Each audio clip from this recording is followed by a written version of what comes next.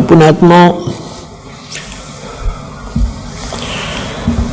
यहाँ की इस संसार की व्यवस्था और सतलोक की व्यवस्था की भिन्नता, उसमें अंतर बता रहे हैं परमात्मा। परमेश्वर के उस अमर ज्ञान सूक्ष्म वेद से परिचित आदरणीय गरीबदास साहिब जी क्या संदेश दे रहे हैं जो परमात्मा से प्राप्त हुआ कि मन तो सुख के सागर बस रे, और नहीं ऐसा यश रे। यश माने महिमा, यानी किसी की वो बड़ाई। अब जैसे कोई अच्छा राजनेता बन गया या कोई सिद्धि प्राप्त करके कोई संत प्रसिद्ध हो गया, किसी का बुरा कर दिया, किसी का भला कर दिया, उसकी मंडी बन गई, उसकी मंडी बन गई, वहां पूजन लाग गए। मनमाने वो संत या राजनेता अपनी बनी हुई स्टेचू पर उसकी मूर्ति बना लेते हैं, साल भर में एक बार माला डाल देते हैं उसके आदर करने के लिए, और मनमाने वही कबूतर बनकर अपने ही उस स्टेचू पे अपनी तस्वीर पर वही टट्टी पेशाब कर रहा है सर पे बैठ के। तो खाक बढ़ाई है या गधा बनकर कि कुमार का लटखा रहा होगा वो, जिसकी मूर्ति बनाकर माला डालकर आदर किया जा रहा है। ये खाक यश है, ये क्या महिमा हुई। तो यहां परमात्मा बताते हैं, मन तो सुख के सागर बस रे भाई, और न ऐसा यश रे।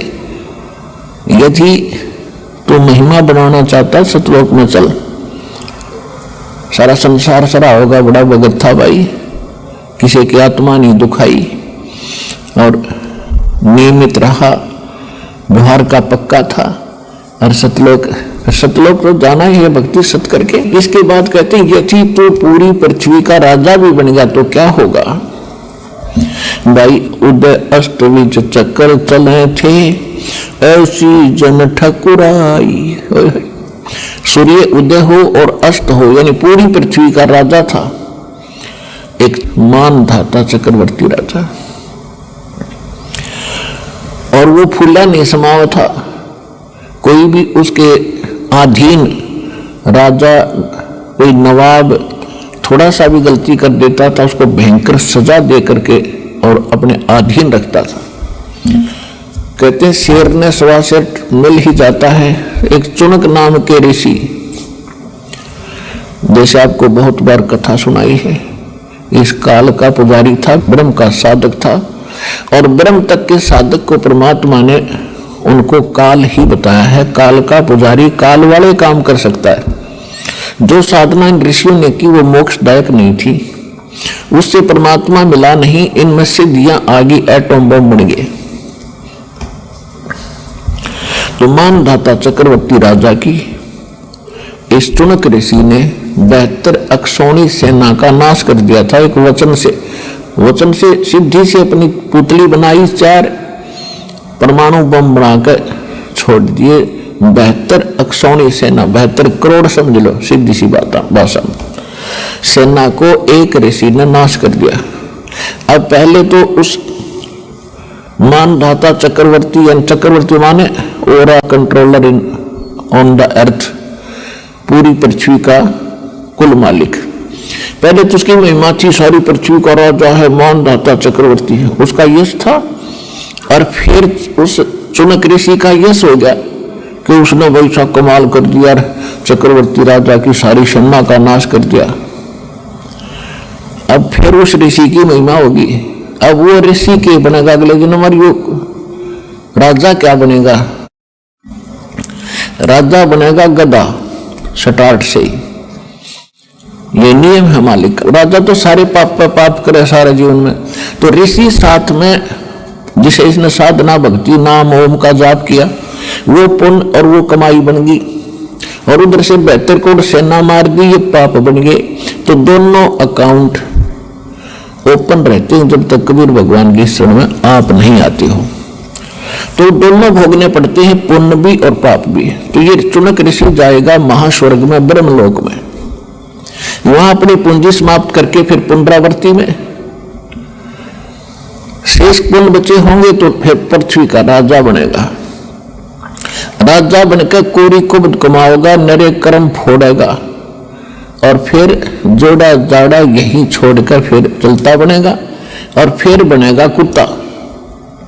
और जितने वो सैनिक मारे थे उसने अपनी सिद्धि से, वो सारे सैनिक तब बनेंगे कीड़े और यो बनेगा कुत्ता, इसके शर्म में पड़ेंगे और वो इसने नोच नोच के खाएंगे।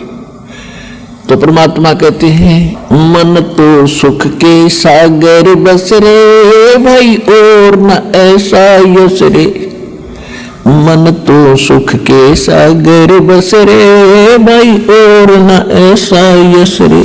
तो इस प्रकार हमने इस अध्यात्म मार्ग को समझना है। अपनात्माओं, अध्यात्म मार्ग को समझने के लिए हमें थोड़ा सा समय लगाना पड़ेगा। हम एक रोटी के लिए कितना समय लगाते हैं, कई मजदूरी करते हैं, कोई किसान का काम करता है, कोई अधिकारी कर्मचारी बनकर अपनी रोजी रोटी के लिए ही हम बहुत समय लगाते हैं। इसमें से थोड़ा सा समय भगवान की तरफ लगा दो, इतना ही पर्याप्त है। 24 घंटे होते हैं एक दिन रात में, इसका 10% भी भगवान की तरफ लगा दोगे, यूं बरकत कर देगा आपने। 10% समझो, लगभग 3 घंटे लगा लो, इससे आपको बहुत फायदा हो जाएगा, बहुत लाभ मिलेगा। जब आपको परमात्मा का यथार्थ ज्ञान हो जाएगा और पूरे संत मिल जाएंगे तो मोक्ष में संशय नहीं है, यदि आप मर्यादा में रहकर भक्ति करते रहोगे। ये तो बेसिक लिख लेना कि डायरी में, आपको सब कोर्स प्राप्त होगा कंप्लीट, इसके योग्य बने रहना, आजीवन मर्यादा में रहना, आप यहां से जहाज में बैठ कर जाओगे सतलोक के अंदर। ये तो चिंता ना करियो।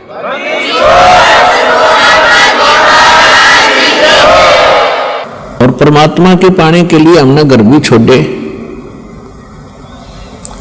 और हम राज भी त्याग गए। आज तो राज प्राप्ति के लिए पता नहीं के खड़दू उतार दे इंसान, हमने राज भी त्याग दिए और परमात्मा के पाने के लिए हम घोर तप किए, शरीर सुखा दिया, सूख के काटे हो गए, दीमक चढ़ गई, भगवान नहीं मिला। वो क्यों ना मिला? क्योंकि वो तो काट के हथौड़े थे और जांडी काटने का प्रयत्न था, वो कद्दे भी ना कटे, काट के हथौड़े थे और जांडी काटे। यानी बड़ा पेड़ हो कोई और उसको कोई काट के हथौड़े तक काटे तो मूर्ख हो। उसके काटने की वो सही औजार मिलने के बाद 2 घंटा में मोछ देगा उसने, पट्टाए पट पार मारेगा ठाक। तो आपको वो तेज हथियार दे दिए हैं, सारनाम सतनाम और प्रथम मंत्र।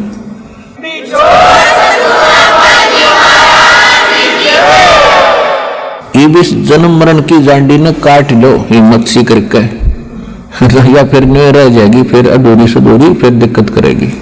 अब जिसको हम परमात्मा माना करते थे, जिसको हम भगवान मान के और उसकी पूजा करा करते थे, ऋषि लोग ब्रह्म मानते थे, अंतिम भगवान।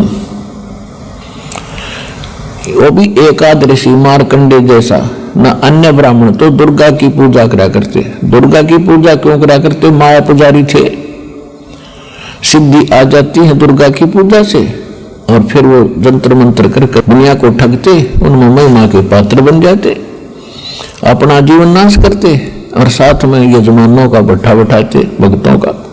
तो इसका कारण क्या था कि ये काल जो भगवान यहाँ का ब्रह्म है, सरपुरुष है, 21 ब्रह्मांड है इसके, और ये नहीं चाहता कि ये प्राणी परमात्मा से परिचित हो जाए, यहाँ से निकलना जाते रहे।